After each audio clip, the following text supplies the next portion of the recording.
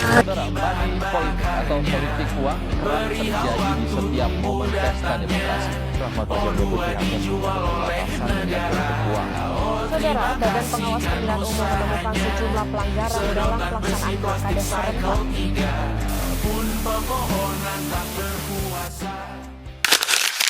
Bangsa ini kan sudah sepakat bahwa yang menjadi landasan kita dalam berbangsa dan negara Pancasila, untuk betul-betul Pancasila itulah yang memberikan panduan ya kan, dalam kita bertata negara bermasyarakat, termasuk juga dalam mengimplementasi demokrasi.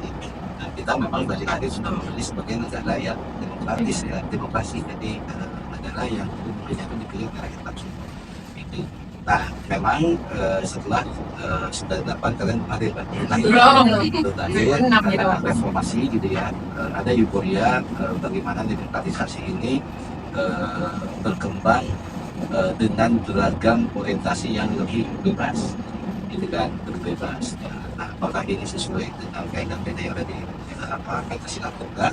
Dan tentu ini yang dievaluasi secara berkala. Sekarang kan dari 98 ke sekarang sudah 26 tahun, 26 tahun, artinya kan sudah sangat lama. Nah, itu salah satu keunggulan dari Pancasila 8 adalah berubahnya pola pemilihan kepala daerah dan anggota DPR dan MPR ya, termasuk DPD tambahan, di mana masyarakat punya hak partisipasi aktif untuk memilih langsung, gitu kan? Langsung.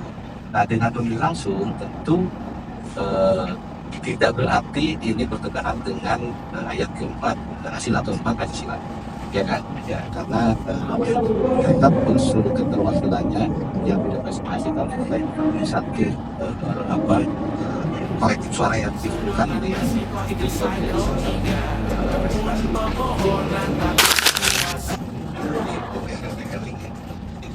Nah, persoalannya adalah tingkat pendidikan masyarakat kita itu masih sangat rendah. Nah, satu rutin masyarakat pemilih. Kemudian di calon-calonnya, umumnya calon-calon yang muncul bukan figur yang membangun reputasi, membangun karya, membangun personal branding dari awal kepada masyarakat. Banyak calon yang kenal, banyak calon yang instan, banyak calon yang tiba-tiba muncul ujuk gitu kan. Bahkan banyak juga calon yang dari daerah lain, tetapi mencalonkan di bukan daerah asalnya, misalnya itu daerah lain.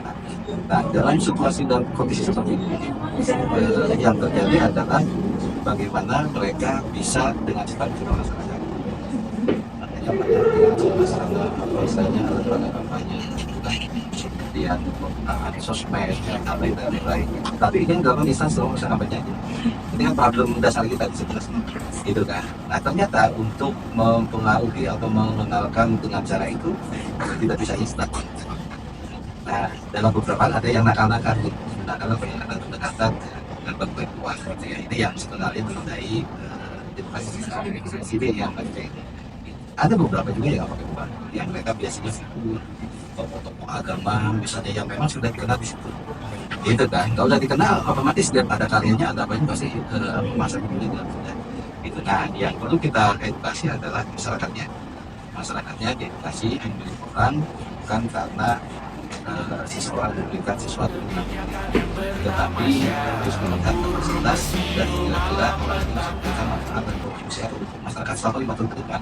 Jadi jangan melihat yang kadang-kadang dibawain amplop hanya beberapa ratus ribu gitu ya, itu sudah bisa menggadaikan haknya untuk masa depan masyarakat gitu. Nah, mungkin itu yang dari awalan saya.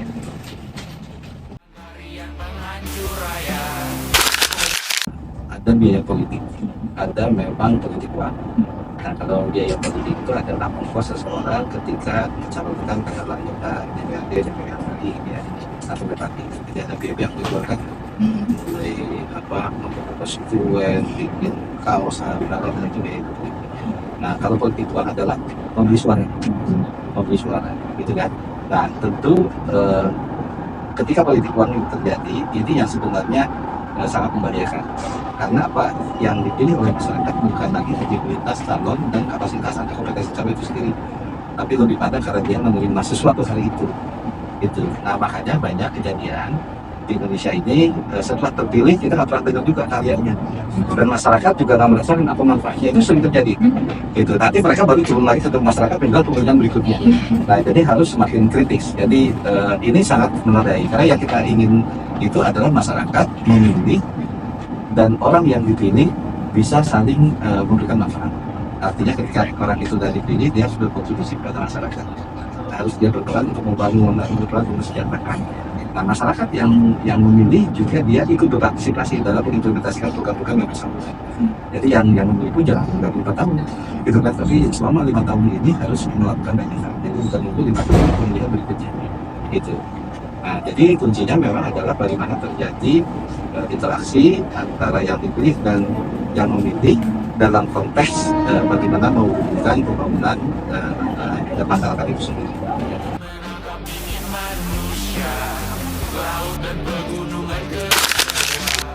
Karena ini terkait dengan keterwakilannya, itu kan. Kalau di perbankan atau di bisnis itu ada yang dikenal dengan know your customer, nasabah kamu. Nah, sekarang bagaimana kamu mengenal know your kandidat gitu ya, atau bagaimana kamu mengenal calon-calon itu. Nah, jadi kita harus mengelaborasi. Nah, ini generasi muda inilah. Jadi kalau perlu, kalau ada 100 nama yang muncul, kamu profiling itu satu-satu. Ini itu siapa, kan sekarang jejak digital gampang dicari. Ya kan, gitu. Kalau orangnya yang ada di digital, berarti cara lain informasi yang didapat apa, gitu kan. Nah, dengan begitu masyarakat bisa teredukasi. Itu kan. Nah, kritik sosialnya adalah saat ini banyak calon itu nggak mengenal orangnya. Ya kan. Kedua, pemilih tidak mengenal calonnya, calon tidak mengenal masyarakatnya. Lalu mana? Harusnya si calon itu tahu ABC itu siapa yang memilih itu. Nah, ini yang sebenarnya koreksi ya, yang harus dikoreksi. Jadi sebelum jauh-jauh hari masa pemilihan itu semestinya si calon ini sudah bisa bersosialisasi dengan masyarakat. Dia sudah bisa mengenalnya, udah tahu permasalahannya, sehingga apa yang akan dia perjuangkan ketika terpilih itu adalah permasalahan yang dia udah terangkat sebelumnya. Nah, si pemilih juga sama, si pemilih harus sudah mengenal calonnya ini. Nah, makanya kalau calonnya misalnya tokoh agama setempat, tokoh lokal gitu kan, masyarakat pimpinan adat misalnya apa, ini tanpa money politik dia bisa dipilih oleh masyarakat yang mereka sudah berkarya, atau anak muda yang memang di aktivis lingkungan di situ, atau dia bisa memberdayakan masyarakat di sana, itu bisa. Nah, kalau ini dikelola secara strategis dan berkelanjutan, sebenarnya ketimbang mengeluarkan politik uang, mendingan investasi program dari 5 tahun sebelumnya. Misalnya pemberdayaan masyarakat. Kemudian di situ masyarakat di sini potensinya di sini kan masyarakat coba dibimbing, dibuatkan satu model usaha yang basisnya kekuatan lokalnya ikan, dari lokalnya apa. Ya kan, mereka bisa bekerja di sana, mereka bisa berwirausaha, mereka terus industri hilirnya disiapin terus. Nah, kalau udah begini 5 tahun udah ada yang nyalonin, nggak perlu pakai politik uang, sudah masih dipilih itu kan, karena dia udah berkarya. Gitu. Karena yang perlu kita cermati, kita perhatikan itu, ketika seseorang mengeluarkan uang, pertama kita nggak tahu juga sumber uangnya dari mana. Dia akan yang pertama. Terus kedua, apakah nanti gaji dia bisa mengganti uang-uang yang sudah dikeluarkan itu, baik uang buta biaya politik, biaya kampanye dan lain-lain yang memang bisa, ataupun uang money politik yang memang ini negatif lah sebenarnya itu kan, gitu. Nah, makanya jangan kaget kalau seseorang sudah menjabat kemudian dia dengan korupsi. Karena apa? Dia untuk mengembangkan modal dia juga. Tentu ini yang tidak diinginkan. Ini yang merusak. Makanya di banyak negara maju untuk menjadi kepala daerah, untuk menjadi anggota DPR, untuk menjadi anggota MPR, untuk anggota DPD, baiknya itu orang yang sudah mapan. Jadi politik ini, jabatan politik ini jangan dijadikan sebagai lapangan pekerjaan, tapi jabatan untuk mengabdi. Yang anggota DPR itu kan bukan kerja, harusnya mengabdi. Dewan Perwakilan Rakyat, nah kalau diwakili seseorang kan gitu kan, diwakili di parlemen, kemudian dia mengabdi kepada masyarakat. Itu bukan justru dibalik, gitu kan, dibalik saya mencari nafkah, mencari pekerjaan dari jabatan politiknya ini, sehingga ketika dia tidak mencukupi kalau sudah banyak mengeluarkan, ini akhirnya yang bukan haknya yang Nah, yang sangat prihatin kita adalah tingkat korupsi kita sangat tinggi. Salah satunya adalah dicetak oleh proses pemilihan yang seperti tadi. Aturannya jelas, nggak boleh. Kemudian sistemnya juga jelas, sistem monitornya ada, ininya ada, tapi realitanya masih terjadi. Nah, ini yang harus. Jadi kalau kita melihat kepada si banyak tempat tadi, mestinya hal seperti ini tidak terjadi.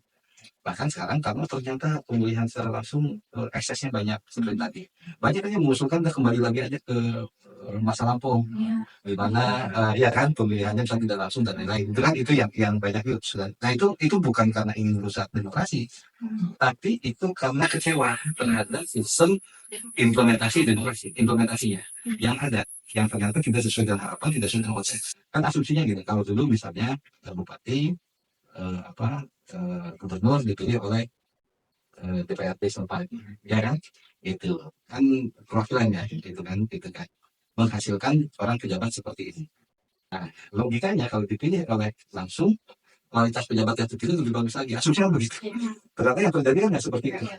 Nggak seperti itu. Ada yang kapasitas, ya kita perlu fair. Ada juga kepala daerah yang kapasitasnya mungkin sebagian nggak punya memenuhi standar, tapi itu terpilih. Gitu kan. Ada yang di satu tempat turun-temurun. Kemarin bapaknya jadi gubernur, kemudian besoknya misalnya ibunya, kemudian anaknya jadi bupati di sini. Itu ada itu. Iya kan? Iya kan? Banyak ya. Karena mereka yang punya uang. Sekarang ada bapaknya ditangkap korupsi, anaknya jadi bupati ditangkap lagi korupsi. Ada yang begitu juga. Ya kan? Itu terjadi loh. Baca di berita-berita. Nah ini yang kita prihatin.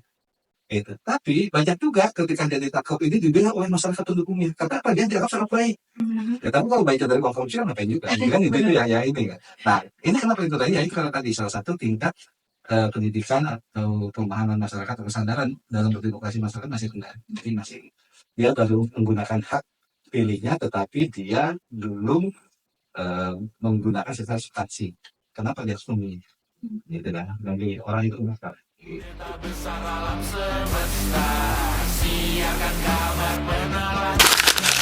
Nah, karena praktik pemilihan uang tadi, ya karena praktik politik uang tadi, gitu kan, akhirnya pemilihan ini menghadirkan ketidakadilan. Karena apa? Bisa jadi ada seorang figur yang dia kompeten, dia mampu, dia bisa berkontribusi mengembangkan masyarakatnya, tetapi dia nggak punya uang untuk membeli suaranya, dan dia kalah.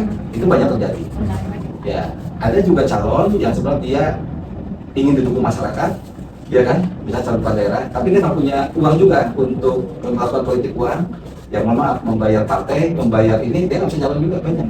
Padahal dia kalau bisa dipilih, gitu. Ya kan banyak juga, karena ya di lapangan ini harus kita koreksi. Ya seperti rahasia umum, ketika nyalon melalui diusulkan oleh partai-partai ini juga ada biaya yang harus dibayarkan, ada mahal, ada apa gitu. Gitu. Jadi kayak nikahan juga ada mahal juga, ya kan. Nah jadi hal-hal inilah yang sebenarnya akhirnya melahirkan ketidakadilan. Ya, ada juga yang suaranya mepet-mepet, ya kan. Wah ini orang bagus suaranya lebih tinggi, kemudian yang ini ngawal, kemudian ini terus melakukan beberapa upaya dengan baik, akhirnya menang banyak ya seperti itu. Ya kan, itu ya yang itu. Jadi banyak hal yang sebenarnya perlu kita sadari dan itu koreksi. Tapi secara demokrasi Indonesia ini jauh lebih bagus dibandingkan dulu, dibandingkan sebelum reformasi. Cuma kita kan tidak menutup mata, ini harus kita koreksi. Yang berikutnya, apakah ini ekses demokrasi yang berarti kalau ekses kan dampak ya, sebenarnya efek samping, atau ini justru menjadi bagian dari pokok praktik-praktik di lapangan itu sendiri. Nah, kalau ini menjadi pokok berarti udah aku ini yang harus kita benahi. Jadi saya sepakat ya dengan sekarang Pak Prabowo sangat gencar mengatasi korupsi, ya kan. Ada pejabat yang ini ditangkapi, ada direksi juga ditangkapi, ada misalnya bupati, ada bupati yang piknik di saat liburan lebaran, langsung dikasih skor magang, sekarang di Kemendagri kan, ya gitu. Ada ini kan hal-hal yang agak lucu ya, sebagai pemimpin daerah itu beda lagi dengan pribadi menggugat kepada di saat orang sekarang lagi menetapkan anggaran, di saat hari-hari raya itu butuh perhatian pemimpin daerahnya gitu kan. Ya, yang merah itu kan libur itu adalah orang libur bekerja. Tapi kepala daerah kan nggak libur bekerja, masyarakat yang harus ini kan harusnya tetap memonitor, ya kan. Nah, hal-hal seperti itu artinya orang ini nggak sense terhadap permasalahannya daerah. Jadi banyak sekali. Dan jiwa pemimpinnya juga mulai namanya. Kan jadi saya kan pemimpinnya gimana, saya enggak gitu kan, atau ingin bilangnya ini yang salah. Amalkan karya penghancur raya, kobarkan ya, pertama saya sih menyarankan partai-partai politik dalam merekrut calon ya, baik di pemerintah daerah maupun calon anggota DPRD atau DPR RI, DPRD 1 dan 2 ya. Ini melihat pada kompetensi dan kapasitas calon itu sendiri. Jadi dasarnya bukan hanya popularitas. Kalau sekarang itu dilihatnya kan elektabilitasnya duluan. Soal menang nggak menang, soal apa itu kompetensinya baik atau nggak baik yang penting menang. Itu yang ini kan. Ini yang terjadi sekarang. Itu. Makanya jangan kaget asal orangnya terkenal, misalnya dia mencalonkan suaranya jutaan. Itu yang ini. Itu banyak benar. Itu ada yang ratusan ribu suara. Itu. Tapi calon yang punya kompetensi karena dia bukan artis, dia nggak banyak muncul di TV, dia nggak banyak ngelawak ya nggak muncul juga, itu banyak ya, gitu kan. Nah jadi jangan sampai akhirnya orang hanya mencari popularitas saja, ya itu. Ada dulu di Bandung bukan periode pemilih saat yang sebelumnya ada seorang artis bisa ngalahin tokoh politik yang sebelumnya DPR yang ini, tapi artis yang terkenal itu, tapi dia nggak punya kapasitas, akhirnya setahun atau tidak juga, karena dia ada kapasitasnya. Jadi banyak lah yang di daerah lain juga sama.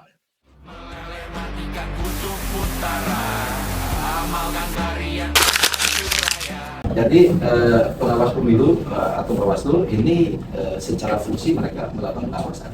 Tapi yang utama dan jauh lebih besar adalah pengawasan di masyarakat itu sendiri. Karena apa? Daya jangkau mereka terbatas. Mereka kalau menerima laporan, aduan, itu kan baru. Itu kan itu. Nah, kalau masyarakat bisa menyaksikan langsung, mulai dari proses pemungutan suara, kemudian pemungutan suara, penghitungan, kemudian pengiriman data-data ke tingkatan kasar itu sampai itu kan, itu sampai ke pusat. Nah, jadi bagaimana masyarakat ikut bertanggung jawab sama-sama mengawasi. Apalagi sekarang itu kan bisa dengan mudah ya didokumentasikan, bisa dicek di online juga. Dan masyarakat kita udah mulai kritis kan. Misalnya COVID-nya data yang ini kadang-kadang ada nasabah juga data yang entry, di situ udah dikritisi padahal datanya anti masuk entry. Nah, kayak gitu. Tapi ini adalah salah satu proses peningkatan kualitas demokrasi untuk masyarakat pemilih. Jadi yang harus mengawasi misalnya para pemilih itu sendiri sebenarnya. Ya, karena apa? Karena dia benar nggak yang saya pilih itu adalah orang yang terpilih ini, gitu kan kita. Gitu. Nah, waktu saya lihat TPS suaranya sekian, ternyata di kampung itu kok suara jadi kecil, hilang gitu kan? Apakah bocor di jalan? Atau nambah? Ini kalah tapi juga dinambah menang ya. Nah, ini kan harus diawasi di masyarakat. Tapi kita kan pemilihannya belum berapa pilihan kita masih manual ini kan banyak riskannya banyak. Ya, artinya ini yang perlu kita kontrolkan. Aspirasi suara yang disampaikan itu sesuai dengan apa yang terjadi di hasil pemilihan. Jangan kamu hasilnya si A, ternyata pas di ujung yang nikahnya si C. Iya, ini ada deviasi atau ada apa? Ada sesuatu yang negara gitu kan ini. Itu.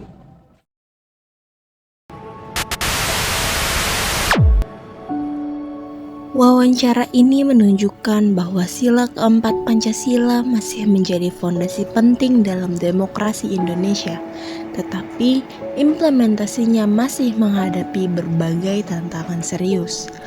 Politik uang menjadi ancaman utama karena merusak prinsip musyawarah dan perwakilan yang adil. Untuk memperkuat demokrasi Pancasila, masyarakat perlu diedukasi agar lebih kritis dan sadar dalam memilih pemimpin berdasarkan kompetensi, bukan uang atau popularitas. Penguatan peran lembaga pengawas dan keterlibatan aktif masyarakat adalah kunci untuk menciptakan pemilu yang adil, jujur, dan bermartabat.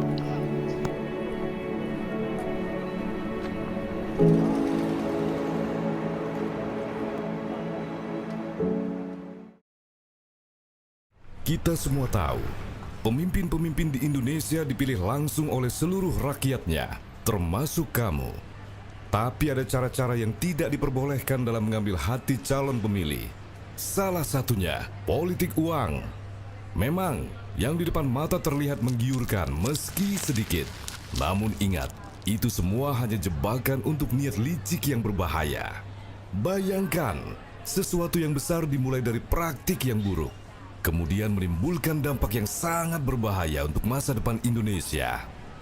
Mulai dari kamu, jangan terima segala bentuk suap. Ayo awasi bersama. Tolak politik uang untuk pemilu yang bersih dan damai.